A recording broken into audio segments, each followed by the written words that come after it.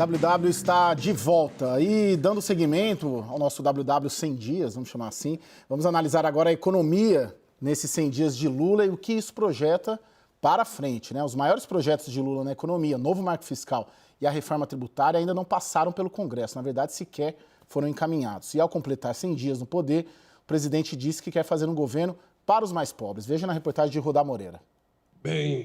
No pronunciamento de 100 dias de mandato, Lula disse que a classe média precisa pouco do governo. Tem pessoas que não precisam tanto do governo, setores médios da sociedade. É só a gente fazer a nossa reforma tributária justa para a classe média, que eles precisam um pouco da gente. A reforma tributária está na fase de discussão no GT, o grupo de trabalho. Sofre pressões de governadores contrários, receosos de perderem receita com a incorporação do ICMS a impostos municipais e federais. No Conselho de Recursos Fiscais, o CARF, o governo já tem uma vitória: a volta do voto de qualidade a favor da receita.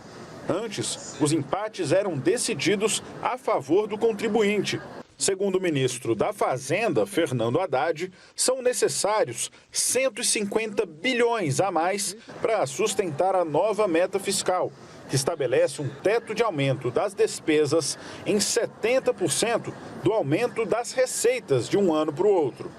Com a promessa de não aumentar os impostos já existentes, o governo voltou a tributar a gasolina e o etanol.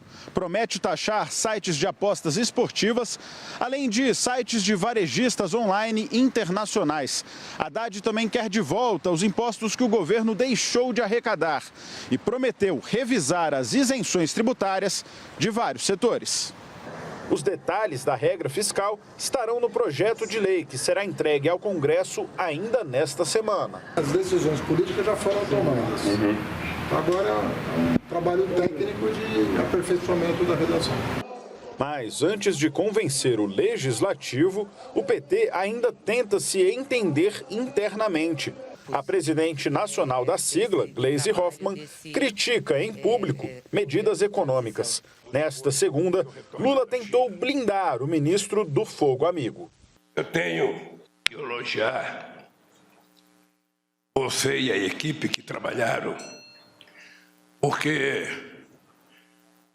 certamente em se tratando de economia, em se tratando de política tributária, a gente nunca vai ter 100% de solidariedade. Contra o Banco Central, Lula não quer trégua. Questiona a independência da instituição e não poupa críticas ao presidente Roberto Campos Neto.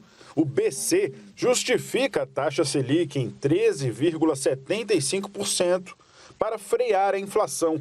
Na mesma data dos 100 dias de governo, o IPCA de 2023 foi revisado para cima pela 11ª vez, segundo o Boletim Focus, divulgado pelo próprio Banco Central. Vamos lá para a nossa análise. Daniel Rittner, te prometi, antes da gente entrar nessa questão Haddad e tudo mais, qual que é, na sua percepção, e você cobriu Lula 1, Lula 2, a diferença, ou é a mesma, política econômica? O que essa política econômica do Lula 3 tem de parecido ou diferente com a do Lula 1 e Lula 2?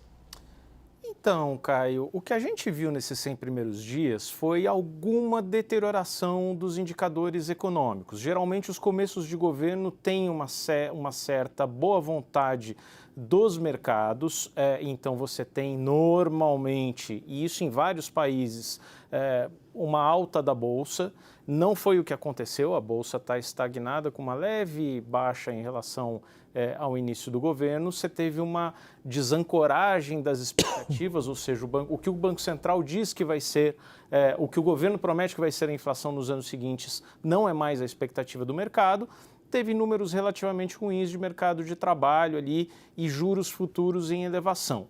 Qual que é a palavra-chave para mim? É ansiedade. O governo do PT se acostumou com duas coisas, ou com um PIB muito alto, crescimento da economia ali por volta de 4, 5, chegou até 7,5% em 2010, ou com grandes recessões que culminaram na queda de Dilma Rousseff. O que a gente tem hoje? O PIBinho, um PIB em torno ali de 1%, nem chegando a isso e com uma dificuldade de se acelerar nos anos seguintes. É contra isso que eu percebo uma grande angústia, uma grande ansiedade do presidente nestes 100 primeiros dias, uma vontade de consertar quase que na marra. É uma postura muito diferente dos 2 primeiros governos em que o Lula, pelo menos até 2008, quando você teve a grande crise dos mercados globais, dos mercados financeiros, e aí o Lula deu uma guinada, até ali o Lula se mostrou muito amigo dos mercados. Basta lembrar que em 2003 chegou a anunciar um superávit primário de 4,25% do PIB. Hoje o Lula é uma pessoa que não hesita tanto em peitar o mercado e, inclusive, em comprar dualismos. Se foi feito pelo governo Temer ou pelo governo Bolsonaro, é ruim. Por exemplo, lei das estatais, privatização da Eletrobras, o marco legal do saneamento, que estava dando resultados. Então, eu percebo principalmente isso. Uma oposição a tudo que foi feito nos últimos 6, 7 anos e uma tentativa de acelerar o PIB de uma forma quase que descontrolada. Isso muitas vezes se reverte contra o próprio anseio do governo na forma de juros futuros mais altos, na forma de tensionamento dos mercados, na forma de insegurança jurídica. O Creomar, esse afago do Lula hoje ao Haddad demonstra força ou fragilidade do Haddad? Porque quando um presidente da República precisa afagar alguém num evento como esse, algo significa. Caio, essa pergunta é importante, é interessante, porque a gente tem uma situação bastante peculiar aí quando a gente pensa a posição do Fernando Haddad, que em determinado sentido é dizer o quê? Haddad tem como principal tarefa resolver a última das grandes reformas da nova República, que é a reforma tributária. As outras já foram feitas, se elas vão ser mantidas, alteradas ou revertidas ao longo do tempo, não é esse o tópico. O ponto é, o que falta? O que falta é a reforma tributária. Só que nesse meio caminho você tem que ajustar uma série de desconformidades ou de alterações de fluxo que são resultantes do processo eleitoral do ano passado. Então o Haddad ganha mais uma tarefa, que é desenhar e aprovar uma âncora fiscal, desenhar e aprovar uma reforma tributária que permita ao PT conseguir gerar entregas. E aqui eu acho que tem um link bem interessante com aquilo que o Daniel levantou. Este é um governo e este é um presidente pressionado pelo enorme desejo e interesse de reabilitar a sua biografia. E isso não vai ser feito sem entregas econômicas. E em um espaço tão curto de tempo, que são 4 anos, o primeiro ano é fundamental para criar expectativas positivas. E aí isso traz para um elemento que é de embate interno dentro do PT. Lula parece, pelo menos deu um indicativo hoje, parece ter compreendido que em um partido como o Partido dos Trabalhadores, que é muito marcado por embates internos, se de fato ele não assumir uma posição em determinado sentido de proteção de Haddad, a competição interna dentro do partido tende em algum momento criar mais dificuldades para o ministro da Fazenda do que a própria oposição no Congresso. Porque a gente tem que lembrar, o desenho desse Congresso é mais favorável para uma discussão que melhore o arranjo tributário nacional do que desenhos de Congresso anteriores, sobretudo nas administrações anteriores de Lula. Então, a janela de oportunidade está posta. O Yuri, o que ele coloca, o Creomar, basicamente, é que se o Haddad não entregar, o próprio PT vai ser o primeiro, mais do que a oposição, a operar para derrubá-lo. Você tem essa percepção? E também queria, jogando para frente, saber a perspectiva de Congresso das 2 reformas, tributário e arcabouço. Indo da tua primeira questão, de novo estou recorrendo muito a esse documento, essa nota do Diretório Nacional do PT hoje, porque vai exatamente na linha do que você perguntou. O parágrafo que resume isso fala aqui, olha, é nesse sentido que saudamos o fim da nefasta lei do teto de gastos, em linha com o que o Daniel colocou, de que o que veio dos governos anteriores, não só Bolsonaro, mas Michel Temer, não presta. E nos preparamos para debater no interior do partido, no Congresso e na sociedade, as propostas de novas regras fiscais e de reforma tributária, tão logo sejam completamente conhecidas, ou seja, o partido cobrando conhecimento do teor do que o governo quer, em especial na regra fiscal, mas também na reforma tributária. Muito boa a definição do Creomar, de que é a última grande reforma pós-constituinte que falta ser feita.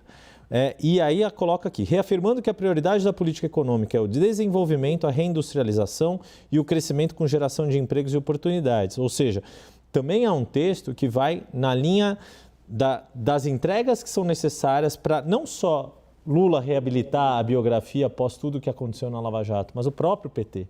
Então, essa pressão não é só interna do próprio Lula para entregar os resultados. Também o PT cobra que esses resultados surjam. E aí, olhando para o Congresso Nacional nesse debate, me parece que a oportunidade ou o fluxo positivo para o governo para conseguir conseguir andar com essas duas agendas, que é um dos pontos positivos. O governo tem uma agenda econômica muito clara de marcos legais. Se vão funcionar é uma outra discussão, se são as mais adequadas ou não, mas todo mundo sabe que esses são os pontos. O ponto positivo para o governo é que ele não depende só da sua base. Tem um espaço para os partidos, não só de centro, né, mas o que se colocam independentes, mas até em alguns setores dos partidos mais vinculados ao antigo governo, como PL e progressistas, dá para puxar voto. Não é por acaso que o relator da nova regra fiscal deve ser do PP. É a ponte para que deputados do PPP, embora tenham sido do governo Bolsonaro, possam apoiar esse regramento do governo Lula. Eu tenho a percepção também que tanto o arcabouço quanto a reforma tributária devem passar. Tem uma dúvida ali se passam conforme o governo gostaria, mas acho que não haverá grandes dificuldades. O que eu tenho Acho que a dúvida é quem vai querer mexer mais na regra fiscal, o PT ou os outros partidos? Não, né? E os partidos de centro e centro-direita tendem a enrijecer até, né? Deixar o arcabouço e a reforma mais dura até. Mais ortodoxo, né? Do que o PT, que tende a tornar mais expansivo. Eu já vou jogar para você, Daniel. Eu só queria colocar também que uma coisa que me incomoda é que você tem uma equipe econômica aparentemente responsável, trabalhando, lançando ali as propostas, mas você tem todo um entorno de pensamento econômico que vai na contramão um pouco, essa coisa de reestatizar Eletrobras, rever marco do saneamento. Então, quase que no pensamento econômico, o Ministério da Fazenda, bloco P, né, se não estou errado lá da esplanada dos ministérios, ele acaba indo numa linha, mas todo o pensamento econômico do governo, o restante, indo em outra linha, indo em outra área. Daniel, o que você pediu a palavra? É curioso que quase todo governo no Brasil nas últimas 2, 3 décadas teve, além de um ministro da Fazenda, um ministro da Fazenda de prontidão para caso o titular caia. Isso aconteceu num certo tensionamento que havia entre Pedro Malan e José Serra no planejamento. Depois, no governo Dilma, houve quando Joaquim Levy caiu para a chegada de Nelson Barbosa. Hoje, Fernando Haddad tem algumas sombras, né? Principalmente a turma ali que está no BNDES, que é Aloysio Mercadante, Nelson Barbosa. Você tem antagonistas, acho que seria até exagero dizer antagonistas, mas gente no PT que também faz essa oposição. Então, o mercado olha para Fernando Haddad e diz, olha, pode estar ruim com ele, mas muito pior sem ele, na visão do mercado. Daniel, bem rapidamente, para a gente ir para o próximo intervalo, onde estão, e você acompanha essa área, você é um repórter desta área, quer dizer, hoje você é nosso diretor aí, mas continua repórter. Economia verde, foi muito falado durante a campanha, fontes renováveis de energia, reindustrialização. Onde está essa agenda econômica? Bem sinteticamente. Eu acho que isso é muito cedo ainda para se cobrar, Caio. O governo se dedicou muito nesses 100 primeiros dias a reconstruir antigos programas, a dar conta do que estava acontecendo, e eu acho que isso ainda vem com formatação de políticas industriais. O Conselho Nacional de Desenvolvimento Industrial foi recriado na quinta-feira e eu acho que vem coisa por aí.